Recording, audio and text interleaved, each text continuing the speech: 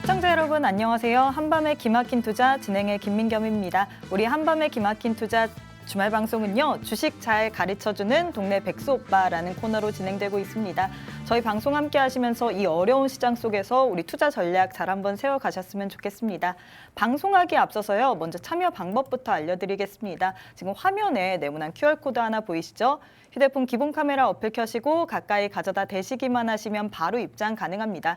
나는 QR 인증이 안 된다 하시는 분들도 있으실 텐데요. 문자 샵 3989번으로 긴본 두 글자 보내주시면요. 저희가 참여할 수 있는 링크 하나 보내드립니다. 링크 타고 들어오시면 되는데요. 이렇게 참여해주시는 모든 분들에게 저희가 주식과 파생상품에 관련된 교육 자료집, 주식 유망 종목, 히든 전략까지 모두 다 세워다 드리고 있으니까요. 지금 바로바로 입장해 주시면 좋을 것 같습니다. 자, 그러면 본격적으로 한번 출발해봐야겠죠. 토요일의 주인공 두 분 모셨습니다. 김정철 본부장님과 칼리 전문가님입니다. 안녕하세요. 네, 안녕하세요. 네, 이번 한 주 동안 두 분 다 어떻게 지내셨나요? 네, 뭐 사실 시장이 지난주가 좀 안 좋았어요. 이번 주가 좀 내내 안 좋았다가 오늘 좀 반등 다운 반등이 좀 나오고 있는데 중요한 건 이 반등 다운 반등이 과연 언제까지 우리가 계속 될 것이냐. 근데 이게 또 거래량을 또 수반하거나 있거나 그러지는 않거든요. 왜냐하면 이제 다음 주에 일정이 워낙에 빡빡한 일정이 많기 때문에 그래서 우리 시청자 여러분들이 지금 고민스럽겠지만 특히 이제 오늘 시장 흐름까지도 봤을 때도 제일 이제 특징적인 게 뭐냐면 일단 올라가는 건 리오프닝. 그 다음에 관련해서 중국이 갑자기 그렇게 제로 코로나 폐기하지 말라고 제가 그렇게 기도를 드렸는데 제로 코로나 폐기하더라고요. 기도가 안 먹혔네요. 그러니까 제로 코로나를 폐기하지 않았으면 지금쯤 중국 정부가 뒤집어졌을 텐데 지금쯤 중국 정부가 아마 뒤집어졌을 텐데 아쉽더라고요. 많이. 네. 그래서 여튼 중국이 제로 코로나를 좀 폐기하면서 좀 한 발짝 물러섰는데 그러면서 이제 관련주도 올라왔는데 중요한 건 지금 밀리는 종목들 컨텐츠 관련이나 이런 쪽 다 올라왔는데 2차전지 쪽이 좀 안 좋아요, 많이. 네. 그래서 아까 온도차가 좀 심한 그런 일주일이 아니었나 이렇게 좀 생각을 해봅니다. 칼리 전문가님은 이번 한 주 어떻게 보내셨나요? 사실상 좀 이번 한 주는 증시가 이제 거의 5거래일째 이제 미증시 기준으로 하락을 좀 보여줬다 보니까 사실상 이제 흐름상으로는 좀 좋진 않았었는데 좀 또 아이러니한 게 좀 재밌는 게 제가 이 5거래일 지금 금요일까지 해가지고 네. 아침 저녁으로 지금 올 수익을 달리고 있습니다. 그래서 네. 일단 수익은 좋다. 그리고 좀 재밌었던 거는 증시가 결국에는 이제 하방 압력이 크게 가져갔음에도 불구하고 시초가 움직임 부근 힘으로 인해서 제가 좀 매수 관점으로 되려 하락장 속에서 매수로 좀 수익을 봤었던 한 주예요. 그래서 수익도 잘 챙기고 그 방향성 자체를 시초가에 나오는 단기적인 매수의 힘으로만 딱 깔끔하게 매매를 좀 마무리를 했었는데 그게 좀 일단 좀 잘 먹혔었던 한 주였다. 그래서 저랑 일단 저 방송 보시는 시청자분들은 좀 기분 좋게 잘 보냈었던 한 주였던 것 같습니다. 네, 이렇게 반등다운 반등 언제까지 갈 것이냐라고 고민하는 김정철 본부장님과 그리고 하락장 속에서 우리 매수 관점으로 보고 좋은 수익을 갖고 있는 우리 칼리 전문가님과 함께하고 있습니다. 그럼 첫 번째 질문 한번 해보도록 할게요. 이번 주 굉장히 뜨거웠었죠. 중국의 리오프닝 관련된 소식입니다. 최근 과도한 코로나19 봉쇄 조치로 중국 곳곳에서는 시주석 그리고 공산당 퇴진을 요구하는 백지 시위가 벌어졌고요. 이에 중국 당국은 위드 코로나로 방역 정책을 전환하면서 한 발 물러서는 모습을 보이고 있습니다.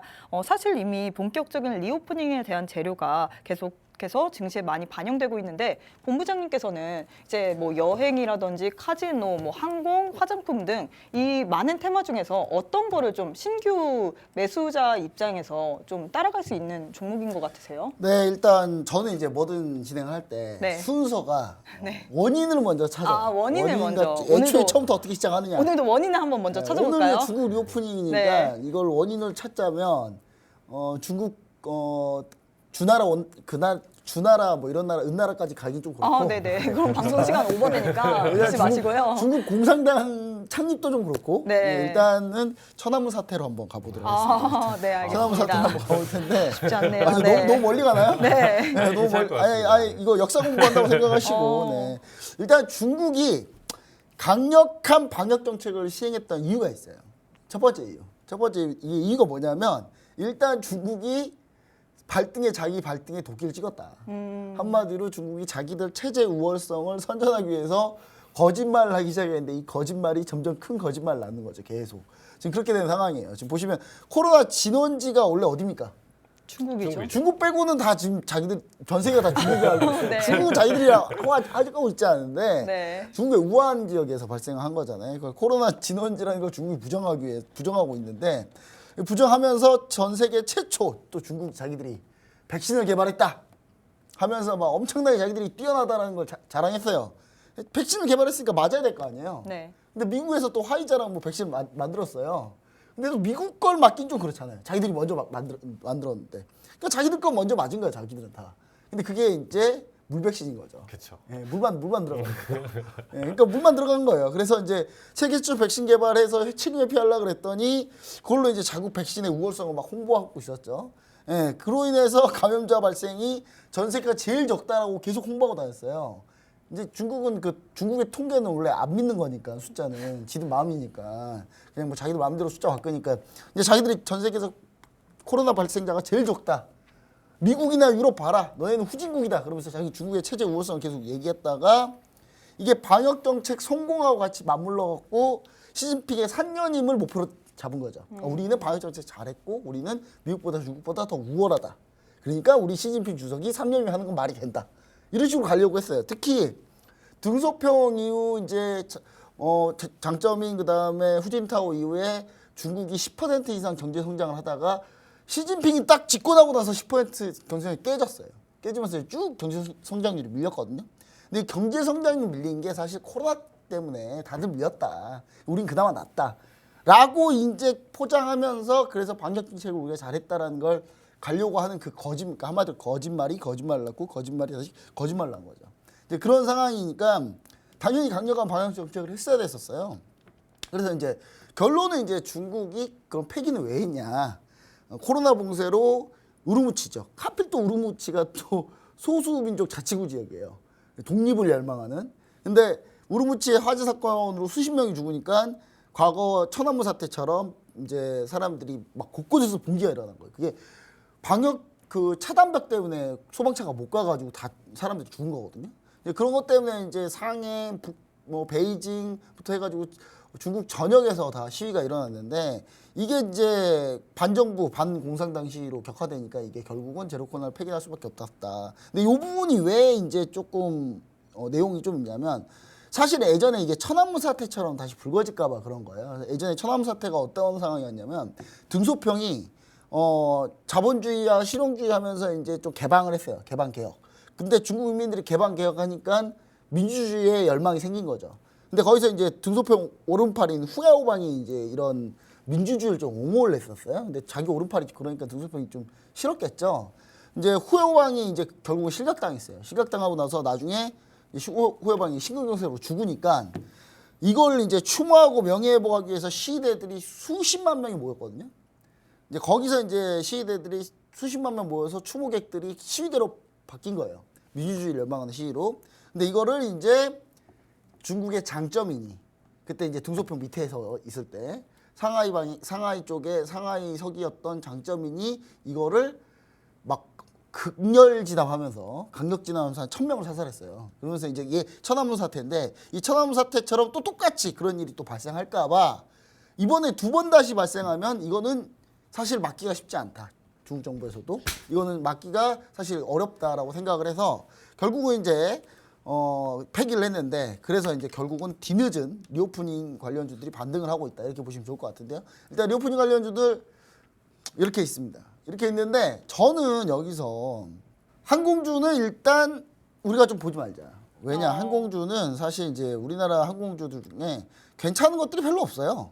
괜찮은 것도 별로 없어서 항공주를 보지 말자는 게 대한항공을 보시면은 대한항공이 사실 뭐 반등은 나왔는데 추가 반등이 나오기에는 어떤 부분이 필요하냐 아시아나항공을 인수하냐 마냐가 내용 결정이 나야 돼요. 그러니까 네. 항공주 혼자 이슈만으로 가기 쉽지 않다. 근데 그나마 그래도 항공주 대한항공이 좀 반등은 나올 수 있다는 건 뭐가 있냐면 유류값이 좀 떨어졌다. 그러니까 오일값이 좀 떨어져가지고 유류비가 좀 적게 들기 때문에 그 부분 때문에 항공권이 좀 싸지면서 사람들 접근 진입장벽이 좀 나아졌다. 이 부분은 괜찮고요. 아시아나항공 역시 마찬가지고요. 근데 이제 제일 중요한 건 LCC 진에어 같은 경우 보시면 아시겠지만 이 SLC 관련주도 우리가 좀 지금은 볼만하다. SLC 관련주들은 여객 수요가 대부분이고 화물은 잘 안 하거든요. 네, 그래서 맞아요. 여객을 위주로 하는데 일본부터 다 풀리기 시작해가지고 조금씩 살아나고 있다. 이렇게 보시면 좋을 것 같고 이런 것만 한 단기적으로 좀 보시면 좋겠다라고 얘기 좀 드리고요. 그 다음에 여행은 하나 투어, 모두 투어, 참 좋은 여행, 노란 풍선 뭐든 괜찮습니다. 네, 근데 노란 풍선은 우리가 조금은 좀 생각을 해보자. 왜냐하면 자본이 지금 뭐 탄탄하지 않고 약간 좀 적자에 약간 허덕이면서 조금 쉽지 않는 상황이라서 대신 이제 지금 홈쇼핑 같은 데 오면 노란풍선 그 상품이 많이 팔리거든요. 이제 많이 팔리기 때문에 일단은 노란풍선까지는 가지 마시고 재무적으로 좀 쉽지 않으니까 그냥 하나투어 모두투어 참 좋은 여행이 볼만하다. 그리고 카지노는 파라다이스 GK. 이번에 중국이 만약 제로 코로나 풀리고 해외여행 지금 항공기 검색이 무려 700%나 증가했대요, 일주일 만에. 근데 그러면은 중국에 또 돈 좀 있는 분들 한국에 오셔가지고 좀 빠뜨려 줘야죠. 예, 카지노에다가. 예, 그래서 파라다이스나 GKL이 좀 수혜를 받을 것 같은데 전 파라다이스가 상당히 괜찮다. 예, 중국의 부자분들 많이 오세요, 우리나라.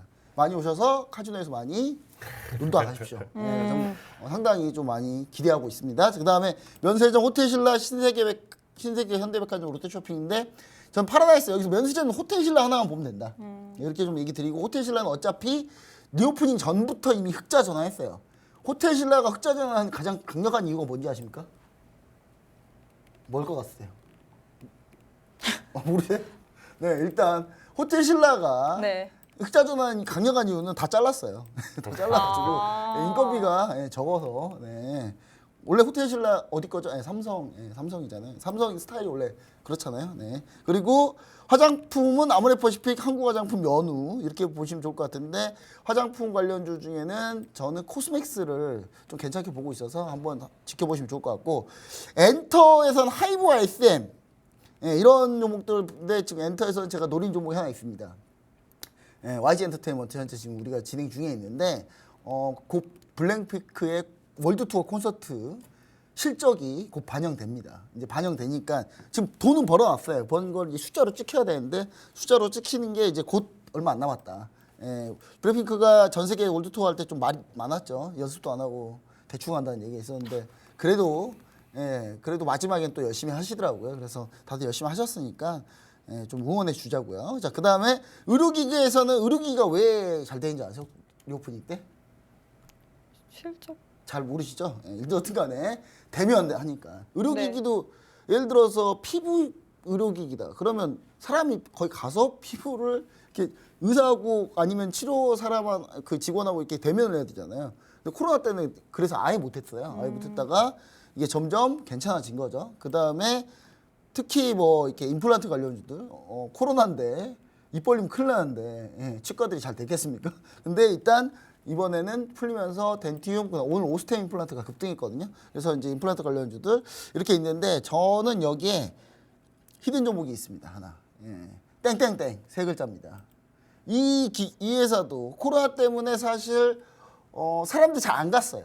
잘 안 가면서 이게 많이 안 쓰였는데 이제는 왕창 가기 시작하죠. 그러니까 이제 엄청나게 많은 실적을 기록하는데 이 회사가 근데 코로나 때 안 갔다 그래서 실적이 안 좋았냐? 실적이 오히려 더 좋았어요. 그러니까 안 그래도 좋았는데 코로나가 풀리니까 리오프닝 되니까 그럼 더 좋겠죠? 그 이 회사의 영업이익이 딱 3년 하잖아요. 지금 시가총액이에요. 근데 너무 조금 쌉니다. 애매한 것 같은데 이제 네. 어떤 관련주는 어떤 건가요? 얘기하면 다 알아요, 이거는. 아, 그래서 그래서 하는 거예요? 그냥 이거 딱 얘기하는 순간 그냥 딱 나와요. 그냥 검색만 해도 나와요. 검색만 해도 나오는데 그것까지 제가 알고 다 얘기한 거지. 제가 그걸 몰랐겠습니까? 대충이라도 얘기하면 두세 개라도 후보가 있으면은 네. 제가 알려드렸을 텐데 그냥 이거는 그냥 너무 뻔하다. 이 하나밖에 없다. 네, 그래서 이 세 글자인 이 종목 지금 주가 상황도 아주 좋고요. 지금 당장 들어갈 수도 있다. 그런 종목이고 너무 재무적으로 완벽하다. 차트상으로도 거의 극점에 와 있다. 이 세 가지. 그래서 이 종목은 저희가 노란톡 메시지 오픈 채팅방에서 공개하도록 하겠습니다. 네, 이렇게 중국 리오프닝 관련돼서 히든 종목까지 주셨고요. 히든 종목 알고 싶으신 분은요. 지금 바로 문자 우측 하단에 네모난 QR코드 보이시죠? 휴대폰 기본 카메라 어플 켜시고 가까이 가져다 대시기만 하시면 바로 입장 가능합니다. 그럼 칼리 전문가님, 네. 사실 중국의 리오프닝 관련주들이 미증시에도 영향을 미칠 것 같아요. 뭐 네. 중국 관련주로 알리바바, 바이두도 있고요. 또 항공업계도 있는데 칼리 전문가님께서는 어떤 종목들을 가장 유망하게 보시나요? 일단은 지금 뭐 리오프닝 관련으로 일단 중국 쪽을 좀 얘기를 드렸었는데 일단 중국 자체가 지금 어떤 상황이냐면 제가 항상 오전에 항상 차트를 보는 게 이제 항생 차트를 계속 봐요. 항생 선물 대응을 하고 있기 때문에 항생 차트를 보는데 이 항생 차트가 2016년서부터 지금 8년간의 데이터에서 제가 14,000 저점을 정확하게 맞췄습니다. 그래서 보시는 시청자분들한테 여기서부터 들어가자 하면서 지속적으로 이제 매수 관점, 단기 데이 트레이딩 관점으로도 매수 관점 계속 살려서 보고 이 자리값이 지금 14,000에서부터 21,600까지는 지속적으로 계속 열려 있다라는 얘기를 드렸습니다. 특히나 코로나 쇼크 이전까지 어떻게 보면 코로나 쇼크 때 가져갔었던 최저점을 부시면서 넘어갔었던 그만큼 시장 훼손이 크게 됐었던 상황 속에서의 단기 반등 힘 자체는 정말 크게 나오는 거예요. 그래서 최근에 오히려 미증시는 뭐 상승 가져갔다 하락을 계속 보여주면서 좀 흐지부지 오히려 상승폭을 다 반납하면서 이거 정말 연말 랠리가 가능할까라는 맞아요. 자리값까지 지금 좀 보여주고 있는데 되려 지금 중국 증시 항생할 것 없이 매수 슈팅을 정말 크게 가져가는 거예요. 단기적인 이슈 한번 같이 야간장에서도 커플링 흐름을 가져가더라도 훨씬 더 큰 상승을 지금 보여주고 있는 상황이에요. 그래서 벌써 이제 19,000대 돌파를 해줬고요. 이제 2만까지도 얼마 남지 않은 상황이에요. 그러면 제가 말씀드렸던 21,600까지도 지금 좀 바라본다라고 하면 지금 아직도 현재 기준에서부터도 지수 관점으로 10% 가까이 상승 여력이 남아 있다라는 거죠. 그러면 이러한 대형주 같은 경우는 충분히 상승 여력이 남아 있다. 그래서 중국 내에 어떻게 보면 이 항생 중국 증시 안에 포함되어 있는 대기업 종목들 같은 경우, 그래서 뭐 알리바바나 바이두, 텐센트 이런 종목들 같은 경우는 일단은 사실상 좀 바라보셔도 괜찮다. 그냥.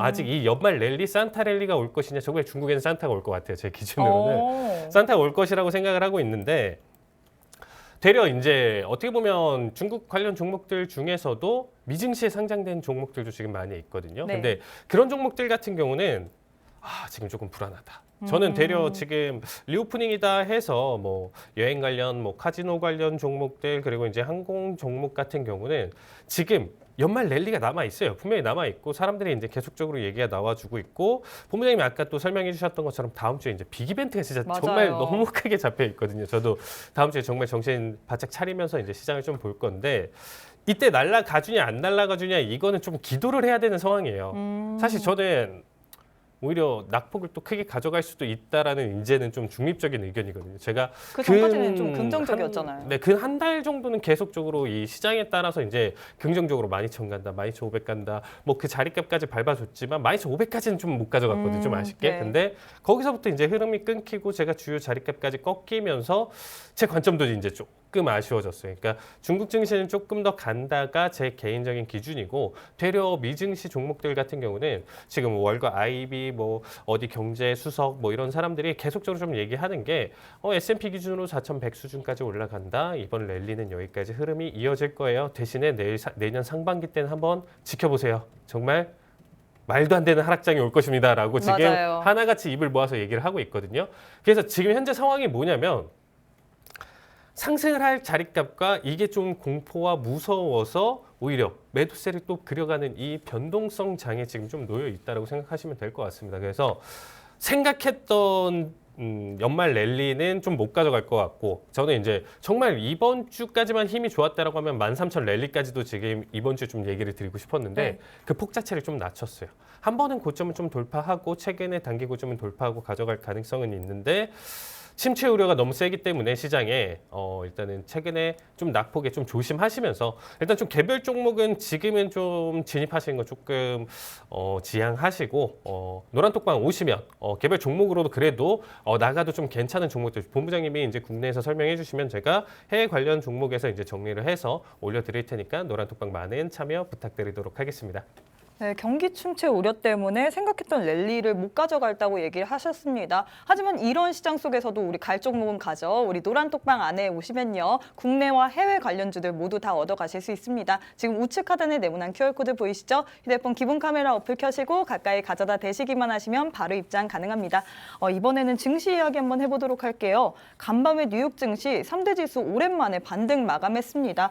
실업수당 청구 건수 증가세에도 불구하고요. 경기 둔화에 따라 인플레이션 우려가 악화되면서 그렇게 되면 금리 인상 속도를 이 상태로 유지하기 어렵다는 이유로 상승 마감했습니다. 오히려 악재가 호재가 되고 있는 이런 시장인데요. 다음 주에는 또 빅 이벤트가 준비되어 있습니다. FOMC 회의 그리고 CPI 발표가 준비가 되어 있는데요.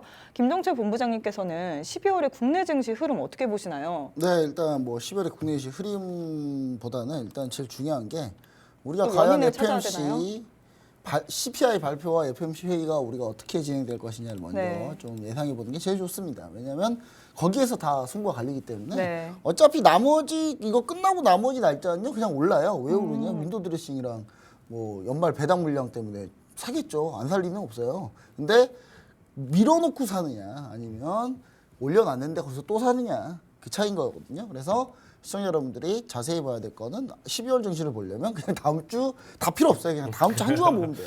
맞습니다. 네네. 그 전주도 다 필요 없고 다음 주 한 주만 딱 보면 끝나요. 그냥 거기서 이미 답은 다 나와요. 그러니까 왜냐 이제 보시면은 CPI 발표가 전날하고 그 다음 날 FOMC 회의하고 그 다음 날 바로 또 20이에요. 한마디로 뭐 몰아놨어요. 그러니까 딱 일주일만 열심히 일할 생각인지 미연준 의원들이랑 뭐 그런가 봐요. 딱 일주일만 열심히 일해보고 나머지는 좀 쉬어보고 싶은 것 같은데 연말이라 자 보시면은 12월 FOMC 회의 때 50bp 인상은 확정적입니다. 예, 그냥 확정적이라고 보시면 돼요. 왜냐하면 빼도 치고 뭐 그냥 퍼센트 확률 뭐 필요 없는 것 같아요. 왜냐하면 이미 50bp 인상 확률이 워낙 높고 이미 그 상태에서 과연 이렇게 50bp 인상 확률이 높은데 파월 의장이 여기서 갑자기 뒤집어가지고 75bp 인상할 거야 이렇게 할 가능성은 없다. 그분이 그런 사람이 아니에요. 네. 그분이 물론 그분이 이제 연임되고 나서 좀 사람이 좀 바뀌긴 했어요. 연임이 되기 전까지는 말을 고분고분 잘 들었거든요. 네. 트럼프하고 싸우는 척하다가 트럼프하고 하라는 데 다 해줬어요. 근데 이제 연임이 확정되고 나서 바이든 대통령 때 연임이 확정되고 나서는 좀 이제 마음대로 하고 있어요. 조금은 마음대로 하고 있죠. 근데 여기까지 마음대로 할 그런 위는 못 된다. 이렇게 좀 얘기 들어보시면 좋을 것 같고 50bp 인상 확정적이다. 제롬 파월 의장 같은 경우는 경제학과 출신이 아니기 때문에 다른 그 미 연준 의원들이 좀 뭐라 하면 크게 뭐라 못해요. 못하는 분이시고 자 CPI 발표치가 상당히 중요합니다. 이게 예를 들어서 지금 50bp 인상 확정적인데 갑자기 CPI가 뭐 그럴 리 없겠지만 왜 그럴 리 없을까요? 이미 미국 부동산 가격이요. 지난달 데이터까지만 봐도 하락 중이에요. 가장 중요한 미국에서 물가 요인 중에 가장 많은 요인을 차지하고 있는 게 에너지하고 각종 뭐 소비 관련 그뿐만 아니라 부동산 렌탈, 임대료인데 중요한 거는 유가는 사실상 떨어졌죠. 유가는 더 떨어졌잖아요 이미. 그러니까 물가를 올릴 요인 중에 유가는 끝난 거예요. 유가는 필요 없는 거예요 이제. 유가는 밀렸으니까. 그럼 이제 렌트비 임대료인데 임대료도 정점에서 꺾였어요. 꺾여서 지난주 데이터 보니까 더 꺾였더라고요. 그럼 CPI가 당연히 지난달보다 낮게 나오겠죠. 예, 당연히 낮게 나와야 맞는 거예요. 근데 약간 비슷하게 나왔거나 조금 많이 안 떨어졌다. 그러면 이제 진짜 다시 한번 생각해 볼 텐데. 근데 CPI 발표치가 제일 중요한데 그래서 그럴 리 없겠지만 정말 만약에 그럴 리는 없겠지만 알고 보니까 뭐 중고차 가격, 신차 가격이 뭐 갑자기 올랐다든지 뭐 갑자기 이상한 난리가 나서 CPI가 막 폭등을 했어요. 예상치보다. 예상치는 하락인데 오히려 올랐어요. 그러면 또 얘기는 달라져요. 근데 그럴 가능성은 거의 없다. 거의 없다. 근데 CPI 발표가 중요해요, 결국은. CPI 발표가 중요한데 CPI 소비자 물가지수 중요한데 내년 FOMC 회의, 그러니까 다른 건 다 차치하고 나도 50bp 인상은 일단 확정적이고 CPI도 뭐 떨어질 걸로 보고 있고 근데 이거 두 개가 정말 예상이 깨질 확률이 거의 없는데 진짜 이 세상 모르는 거니까. 예, 며느리도 모르잖아요. 이 세상 축구하고 주식은 몰라요. 네. 예, 아무도 모르는데 스페인 떨어질지 누가 알았겠습니까 축구에서. 근데 중요한 건 이제 내년 FOMC에서 파월이 뭐라고 코멘트할지 내년 FOMC 회의 때 어떻게 정책 방향을 정하는 멘트를 기자에게는 할지가 좀 중요하다. 사실 그 부분 중요하다. 그러니까 50bp 인상 확정적이고 CPI 발표도 어느 정도 좀 밀릴 거라고 보고 있는데 여기서 파월 의장이 딱 왔는데 내년에 우리 그냥 25bp 올릴 수도 있어라고 해버리면 시장은 환호하겠죠. 근데 내년에도 빅스텝이야. 일단 빅스텝 한 번 더 갈 거야. 그럼 지수 밀린다. 그 두 가지 경로가 있다. 그 두 가지만 있다라는 걸 좀 보시고 그 두 가지로 좀 판단해 보시면 좋을 것 같다. 이렇게 좀 얘기 드리고요. 만약에 이제 FOMC에서 50bp를 올리지 않겠다라고 하면은 75bp를 올린다고 하면은 그렇다고 뭐 지수가 대폭 나가느냐? 뭐 그건 아니에요. 왜냐? 그 다음 날 또 바로 22 통화장치회의가 있어요. 22에서 50bp FOMC가 50bp 올리면 또 50bp 올릴 거예요. 이미 예상이 다 있어요. 이 FOMC에서 얼마를 올리든 20인 그대로 따라갈 거예요. 75를 올리면 75를 올릴 거고 똑같아요. 그러니까 제가 때 회의 일정을 억지로 이렇게 짠 것 같아요. 그냥 우리 다 같이 공조할래? 다 같이 우리 나 욕먹기도 싫고 서로 욕먹기 싫으니까 우리 다 같이 공조하자. 약간 이런 느낌으로 현재 진행되고 있다. 그래서 매파 연준이 매파 본색을 드러냈다 하더라도 매파적인 코멘트가 나왔다 하더라도 20에서 바로 50bp 올려버리면 50bp가 나오고 매파적인 코멘트 했다 하더라도 20에서 다시 50bp 올리면 결국은 달러 강세가 결국 상쇄될 가능성이 높다. 여러분 달러화가요 지금 이래요. 보이세요? 달러화가 완연하게 꺾였어요. 이게 여러분 이게 주봉입니다. 일봉도 아니에요. 일봉이네요. 일봉. 죄송합니다. 이게 일봉이네요. 일봉이에요. 일봉인데 이 일봉 같은 경우 잘 보시면 아시겠지만 이거 꺾였어요. 분위기가. 꺾인 분위기이기 때문에 여러분들 제가 봤을 때는 충분히 예상해 볼 수 있다. 우리가 이렇게 좀 생각해 보시면 좋을 것 같다. 이렇게 얘기 드리도록 하겠습니다. 네, 그럼 우리 칼리 전문가님께서는 이 12월 FOMC와 CPI 이후 미증시의 주가 향방 어떻게 보고 계신가요? 네, 아까 좀 중립적이라는 얘기를 좀 드렸었죠. 근데 저 역시도 네. 결국에는 이번에 지금 본부장님 너무 잘 설명해 주셔서 이제 좀 간단하게 이제 좀 설명을 드릴 텐데 저 역시도 이제 뭐 페드 웨츠에서 81%대 뭐 19%대 이런 거 다 의미 없이 저도 99%라고 생각하고 있습니다. 이번 50bp 인상 가능성은 일단 99%고 저 역시도 지속적인 야간 선물 대응을 계속 이어지면서 이렇게 파월 관련 내용들 다 찾아보고 실제로 라이브로 이제 기자회견이나 이런 부분들까지도 이제 찾아보면서 정말 열심히 했었는데 정말 이제는 제가 아는 지인분 같아요. 파월 의장이 그만큼 저도 많은 분석을 익숙하시죠? 했는데 네. 항상 얘기를 드려요. 제 시청자분들한테 얘기를 드립니다. 파월이 올해는 좀 매파적인 발언을 좀 가져가면서 보여주더라도 몸속에 많은 비둘기가 살고 있다는 얘기를 해요. 그래서 이번 시장에서는 저는 그렇게까지 충격을 가져갈 만큼 보여주고 있지는 않아요. 이미 여러 전문가분들이 지금 계속 IB에서도 지금 계속 얘기 나오는 게 상반기에 이제 극심한 하락 추세를 이어갈 것이다. 경기 침체 크게 나올 것이다. 이런 얘기를 오히려 더 가져가면서 충격을 줬기 때문에 되려 이번에는 오히려 증시에서 충격을 줄 만한 요소를 안 가져간다는 거죠. 50bp 이미 앞에서도 예상된 부분이고요.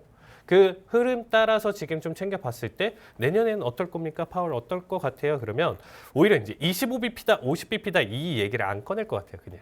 그냥 지금 일단 속도 조절에 대한 내용만 딱 꺼내면서 일단은 이거에 대한 정확한 어떤 코멘트를 딱 단정지으면서 가진 않을 거예요. 그래서 시장에 충격을 주는 요소보다는 웬만큼 지금 현재 횡보 또는 변동성에서 강한 상승도 바라지 않고 그 정도까지만의 인터뷰를 좀 진행할 가능성이 있다. 그러면 그 내용을 가지고 시장 참여자들은 환호를 가져갈 수 있다라는 거죠. 이번에도 최근에도 이제 파월 연설 이후에 거의 500포인트를 들어올렸습니다.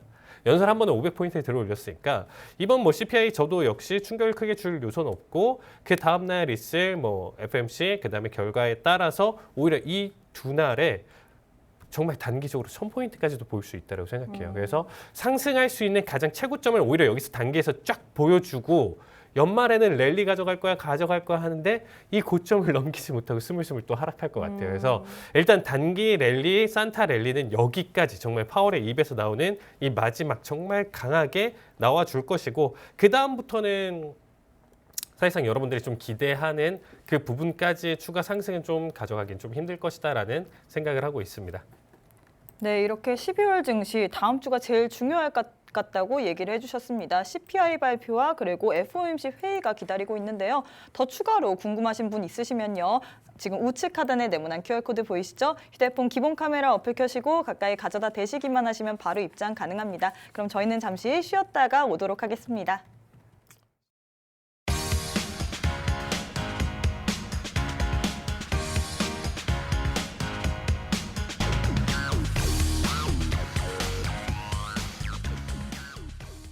네, 이번에는 5G 관련된 이야기 해드리도록 하겠습니다. 최근 보고서에 따르면 5G 가입자가 올해 안에 10억 명 돌파하고 2028년에는 50억 명 넘어갈 거라는 그런 전망이 있으면서 5G 관련된 테마들이 지금 주가 흐름이 굉장히 좋습니다. 사실 몇 년 동안 이 5G 관련주들이 좀 외면을 받았는데 오늘 이 주가 흐름 어떻게 보고 계신가요? 네, 뭐 사실 5G가 그동안 안 간 건 뭐냐면요. 5G를 한다. 그럼 5G 5세대 통신을 한다 그러면 네. 이 5세대 통신이 그러면 이제 통신 장비를 다 바꿔야 되는 거거든요. 통신 장비를 다 바꿔야 돼서 5G 관련주들은 대부분이 다 통신 장비 관련주들이에요. 통신 장비 관련주고 이 통신 장비 관련주들이 돈을 벌려면 어떻게 됩니까? 텔레콤이나 이런 통신사들이 5G 통신 장비를 설치를 해야 돼요. 그래야지 이제 얘네 통신 장비 회사들이 돈을 벌겠죠. 근데 그러면 5G 통신 장비를 그러면 그동안 많이 안 설치 안 했냐? 예, 정답. 설치를 안 했어요, 별로. 네. 이유는 뭐 때문에? 코로나 때문에. 코로나 때문에. 아니, 코로나 때문에 뭐 딱히 뭐, 그러니까 주요 요소 거점만 설치하면 되는 거예요. 그러니까 사람들이 많이 안 돌아다니니까 주요 요소 거점만 다 설치해 놓고 있었던 거예요. 그러다가 그게 장기간 동안 조금씩 설치량을 늘리다 보니 크게 뭐 이슈 모멘텀을 못 받았던 거고 5G 통신 장비 관련주들은 코로나 전에 이미 엄청나게 급등했습니다. 엄청나게 급등했고 다시 다 밀렸어요. 다시 다 밀린 상황이었는데 코로나가 오면서 이제 밀린 거죠. 근데 다른 뭐 미국이나 이런 데서는 신규로 5G 통신에다가 투자한다는 얘기가 단 한 건도 없어요. 왜냐? 그냥 대충 어느 정도 깔았거든요. 예, 근데 더 깔라 그랬는데 LTE나 뭐 5G나 뭐 딱히 지금 사는데 지장 없으니까 별로 텔레콤에서 크게 투자를 안 했어요. 근데 중국과 인도는 코로나 때문에 사실 중국 같은 경우는 코로나 때문에 5G 투자를 거의 안 했고요. 네. 인도는 그냥 늦어요. 예, 그냥 늦는 나라예요. 이 나라는 늦는 나라 지금 좀 하는 게 맞아요. 이 나라는 인도는 지금 좀 하는 게 맞다. 자, 5G가 그동안 코로나로 인해서 확산 속도가 한계가 있었고 리오프닝 관련으로 중국과 인도 중심으로 신규 시장이 지금 형성되는 가능성이 좀 높아지고 있다. 사실 근데 5G가 엄청난 파급력을 가지고 갈 거냐? 그렇지는 않다고 봅니다. 왜냐하면 6G를 이제 6세대 이동통신은 뭘로 보고 있냐면 저궤도 위성통신을 보고 있거든요. 근데 이 저궤도 위성통신이 너무 좋으니까 5G 통신은 상대가 안 되니까 저궤도 위성통신은요. 그래서 이게 저궤도 위성통신으로 그럼 다 옮기냐? 또 그건 아니에요. 왜냐하면 지구가 이렇게 있으면 저궤도를 딱 위성통신을 하잖아요. 근데 그거 몇 군데가 막 더하잖아요. 그럼 지구의 저궤도는 위성들 천지예요. 그 올라갔다가 위성에 맞아 죽을 판이에요, 진짜.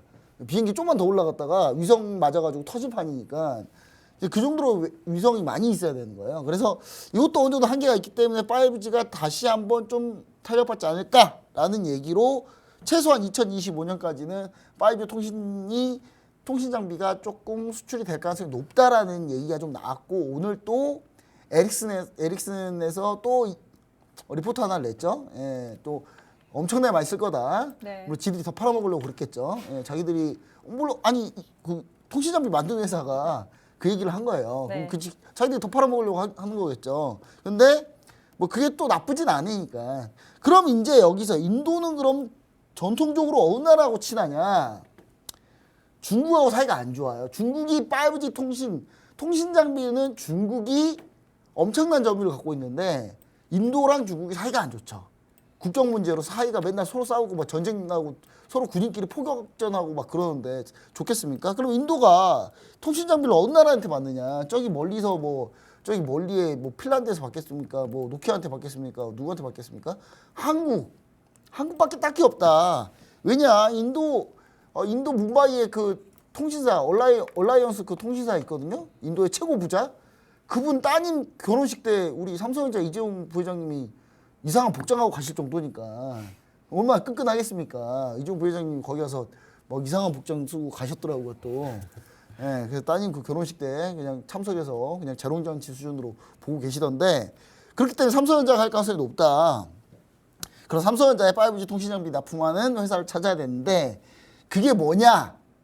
여러 가지가 있어요. 너무 많아요. 그리고 오늘 서진 시스템이 급등한 이유도 거의 삼성전자하고 거의 A36. 예, A36 약간 방송 용어가 아니라서 제가 바꾸겠습니다. 삼성전자하고 엄청 친밀하다. 서진 시스템이. 그럼 이 정도로 친밀한 곳이 하나 더 있습니다. 예, 몇 군데 더 있는데 그중에 저는 삼성전자 안테나를 납품하는 5G 통신 장비에 무조건 안테나 들어갈 거 아닙니까? 네. 안테나를 납품하는 회사가 바로 땡땡 땡땡땡. 다섯 글자인가요? 다섯 글자입니다. 네. 네, 그래서 요걸로 한번 보시는 게 좋지 않을까라는 생각으로 우리가 저가대에 보시면 좋을 것 같습니다. 네, 김정철 본부장님께서 삼성전자의 안테나 납품하는 통신 관련주 히든 종목으로 주셨습니다. 우측 하단에 네모난 QR코드 보이시죠? 휴대폰 기본 카메라 어플 켜시고 가까이 가져다 대시기만 하시면 히든 종목의 정보 알 수 있습니다. 자, 그러면 칼리 전문가님, 네. 사실 저번 주 방송에서 5G 관련주들의 주가 흐름이 미증시에서 좋다고 얘기를 하셨어요. 네. 좋을 것이라고 히든 종목으로도 주셨는데 어떻게 보시나요? 조금 아쉽습니다. 제가 히든 종목으로 나갔었는데 네. 우리나라는 지금 국내는 훨씬 너무 잘 날아가면서 갔죠. 지금 올라가는 거에 비해서 그만한 좀 상승 탄력을 좀 못 가져갔어요. 그래서 자 일단 지난주 히든 종목으로 나갔었던 이제 버라이즌 커뮤니케이션 그리고 이제 AT&T 같은 기업들 같은 경우는 일단 좀 최근 주가가 지금 이번 한 주에 5거래일째 하락했었던 미증시에 좀 영향을 좀 많이 받았었고 그 이제 반도체 관련 5G 업종인 지금 퀄컴이나 브로드컴 같은 경우도 최근 그냥 지수 흐름에 좀 맞아서 좀 가져가고 있다. 그렇기 때문에 워낙 지금 눌려 있었던 저점 구간에 대한 반등 자체는 아까도 좀 설명드렸었지만 사실상 다음 주에 있을 CPI, FMC, 그다음에 ECB 통화정책 이런 부분들까지도 지금 좀 같이 바라봤었을 때 그 상승 여파를 오히려 잘 올라탈 수 있다는 한 번 더 기대해 볼 수 있을 것 같아요. 그래서 아직 제가 이제 드렸었던 1차, 2차 손절가 자리값까지도 지금 터치하지 않은 지금 아직까지는 그렇게까지 큰 움직임을 보여주고 있지는 않아요. 그래서 한 주 정도는 더 기대해봐도 괜찮을 것이다라는 얘기를 좀 드리고 싶습니다. 그래서 아직 진입 못하신 분들은 한번 이 방송 보시고 나서 월요일 날 신규 진입 한번 하셔도 나쁘진 않을 것 같고요. 자, 잘 모르시겠다 하신 분들은 노란톡방 참여하시면 제가 가격 전략 알려드릴 테니까 노란톡방 많은 참여 부탁드리도록 하겠습니다. 네, 5G 관련주 한 주 더 기대해봐도 좋을 것 같다라고 하셨습니다. 지금 노란 톡방 안에 들어오시면요. 언제 매수를 하고 매도를 해야 되는지 정확한 타점 알려주시니까요. 우측 하단에 네모난 QR코드 보이시죠? 휴대폰 기본 카메라 어플 켜시고 가까이 가져다 대시기만 하시면 바로 입장 가능합니다. 여러분들이 칼리 전문가님의 실전 매매 너무나도 궁금해하셔서 오늘도 하이라이트 영상 준비했습니다. 하이라이트 먼저 보고 오시죠. 자, 매도 주문 체결. 접수 완료. 자, 바로 잡히더라도 일단은 221컷대. 자, 165. 자, 1사 청산 자리값 지금 135 자리값 볼게요. 자, 19,135. 1차 청산. 잖아요, 본장. 자, 108. 좋습니다. 자, 98. 95. 어우, 힘 좋다. 단기 힘 너무 좋은데? 저점 지금 91까지 썼네요. 자, 91 자리값 기준으로 대략적으로 100틱이죠.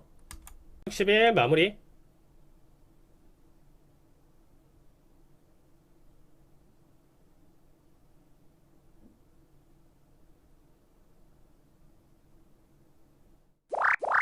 요거 30틱밖에 못 가져가네. 자, 30틱. 수익 축하드립니다. 해결. 자, 169 자리값 컷 주문 접수 완료. 자, 밀렸어도 일단 컷자리 값은 똑같이 지키면서 볼게요. 34, 36. 자, 전고 정확하게 터치. 자, 39자리 값이 1차 청산입니다. 대략적으로 40틱 되죠. 자, 38. 한 틱. 자, 터치 보여줬습니다. 자, 199자리 값 본절 달면서 볼게요. 정정 확인. 자, 본절대 13 돌파 자리 값. 네, 돌파 자리 값 나왔고요. 자, 일단 29자리 값 확보 보면서 가져갈게요. 자, 이 이상은 일단은 좀 그냥 정정 지켜볼게요. 확인. 자, 30틱 확보. 자, 300, 지금 201 기준으로 진입 봤으니까 29자리값 30틱으로 보는 거고, 올청자리값 295자리값 볼게요. 자, 거의 다 올라왔죠? 꽉찬 양봉 마감 좋습니다. 자, 기대값은 95 계속 유지할게요. 자, 76. 자, 80 돌파 나왔죠? 자, 60틱 확보 보겠습니다. 자, 59 자리 정정 값 확보. 확인. 자, 59 자리 값이에요. 자, 59 터치냐, 295 터치냐, 이렇게 지금 일단은 마무리 보겠습니다. 자, 59 터치하면 마무리. 자, 60틱. 수익 축하드립니다. 자, 30일 몇 세결. 자, 11,919 자리 값 컷에. 자, 변동성에 잡히더라도 일단은 19 자리 값 컷 유지하면서 볼게요.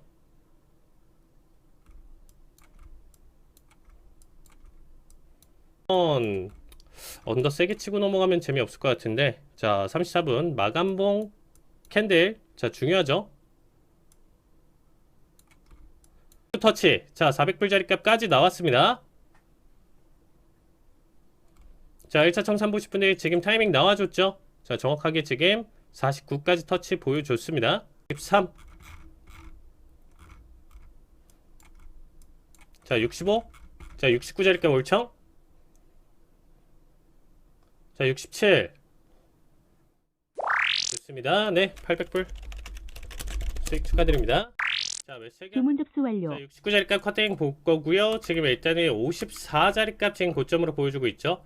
주문 자, 접수 49 완료. 자리값 올청으로 가져가겠습니다. 자, 19,349 자리값 올청대기. 자, 요거는 50틱 정도 지금 좀 빠르게 보는 자리값이니까 자, 일단은 올청으로 같이 가져갈게요. 자리값 349 50틱 자리값 일단 보도록 하겠습니다. 자, 330.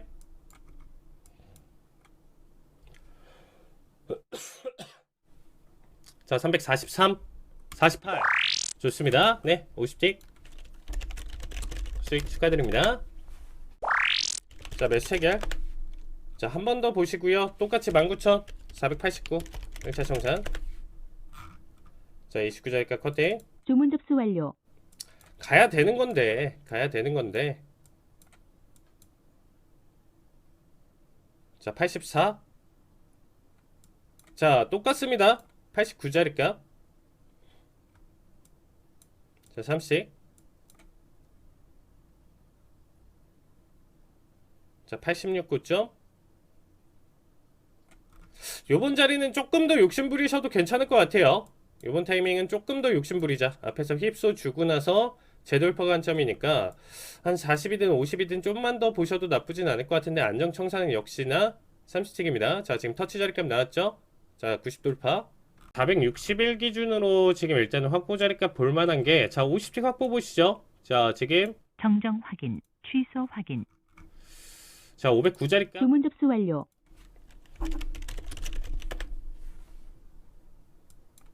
자, 509 자리값 50틱 확보 볼 거고요. 지금 일단은 여기서는 이제 추세 끊기면 뭐 50틱이든 뭐 얼마든 그냥 가져가고 마무리 보는 거고.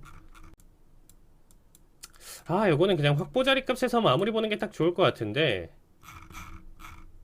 어제 뭐 항생 보셔서 아시겠지만 뭐 2, 300틱은 거뜬히 들어 올려죠. 뭐 추세 나와주면. 자, 앞에서 의미있게 눌러주고 나서 지금 5일선 이탈 없이 계속적으로 상승 자리값 좀 잘 나와주고 있는 모습 계속 연출하고 있죠. 힘 빠지는 느낌 없이 계속적인 추세 힘 나와주고 있다 보니까 요거는 조금 욕심은 나는 자리예요.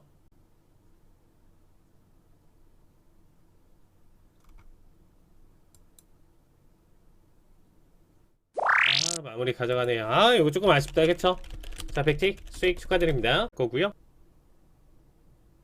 자, 아직 마감봉 자리값은 아닙니다. 자, 35 자리값. 자, 11,535 일자 청산. 거기서 본절 달면서 볼게요. 자, 32. 자, 35 자리값 1차 청산입니다. 자, 터치 35 자리값 터치 보여줬고요. 취소 확인. 자, 지금 519 주문 접수 자리값. 완료. 자, 본절 대행.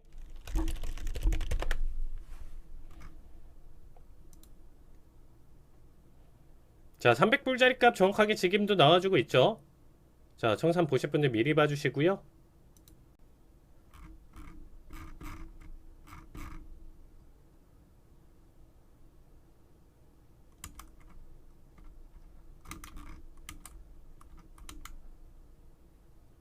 아, 이거 한끗차. 좋습니다. 네, 800불 수익 축하드립니다.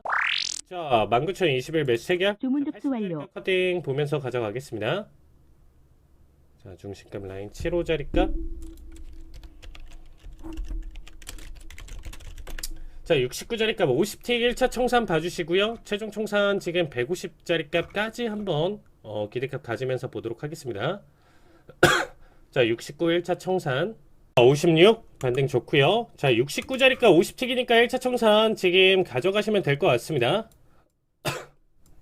자, 아직까지는 안 나왔는데 자, 마지막 분봉 마감 분봉 지금 양봉 마감해야 되겠죠. 자, 20초. 자, 68. 자, 한 틱.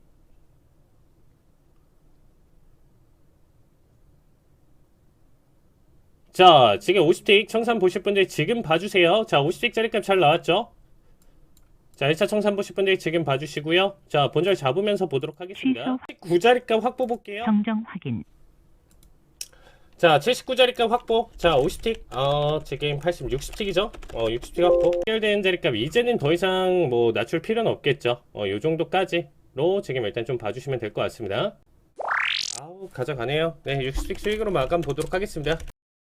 자, 이제 마지막으로 다음 주 해외 선물 상품별 투자 전략 한번 세워봐야 될 것 같습니다. 첫 번째는 크루드 오일입니다. 김정철 본부장님. 네, 지난주에 86달러까지 상승할 거라고 했는데 틀렸어요. 예, 오펙 플러스 A가 감산을 할 줄 알았는데 감산을 안 했어요. 네. 동결했습니다. 예상 외예요. 그래서 하락했는데 다음 주는 제가 봤을 땐 72달러 지지하고 80달러까지는 반등하지 않을까 이렇게 보고 있습니다.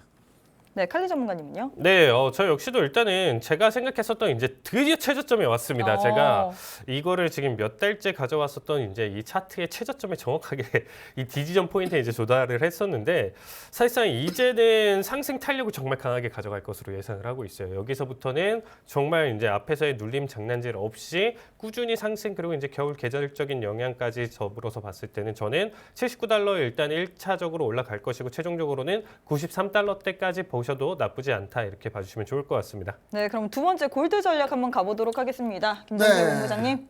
맞췄습니다. 이거는 숨고르기 이후 재차 상승 가능하다 했는데 숨고르기 진짜로 정확히 숨고르기 한 번 하고 다시 올랐어요.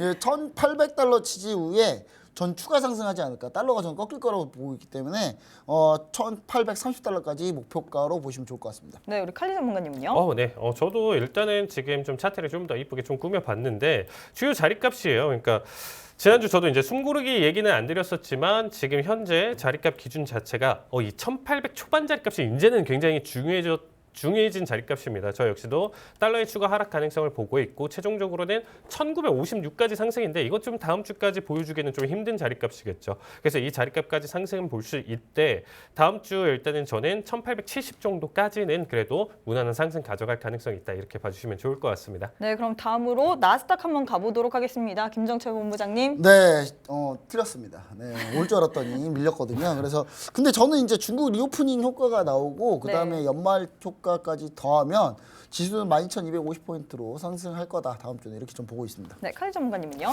네, 저도 시원하게 틀렸죠. 일단 본부장님 똑같이 이제 생각을 했었는데 자, 13,000은 정말 힘들 것 같고요. 이제는 정말 최종 라인대 자리를 저는 12,400까지 바라보도록 하겠습니다. 그래서 이 연말 랠리 12,400대까지 상승 한번 바라보시면 좋을 것 같습니다. 네, 마지막으로 구리 한번 보도록 하겠습니다. 네, 구리 같은 경우는 이제 제가 또 정확하게 맞췄습니다. 추가 상승 이제 4.0 부근대까지 이제 올라올 것이다라고 했었는데 그 자리값까지 못 가져가고 지금 3.91까지 지금 올라와 준 상황이에요. 그래서 일단은 추가 상승 관점으로 지금 좀 본다라고 하면 4.4가 좀 맥시멈 자리값이고 다음 주 한 주 자리값 중에서는 이제 가장 주요 지지값은 4.02 자리값을 얼마나 지금 잘 돌파를 해줄지 여부에 따라서 추가 상승 관점 바라보시면 좋을 것 같습니다.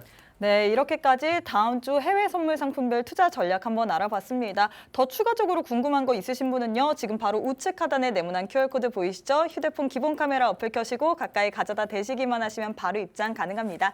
저희가 준비한 내용은 여기까지입니다. 저희는 내일 이 시간에 다시 찾아오도록 하겠습니다. 시청해주신 여러분 고맙습니다.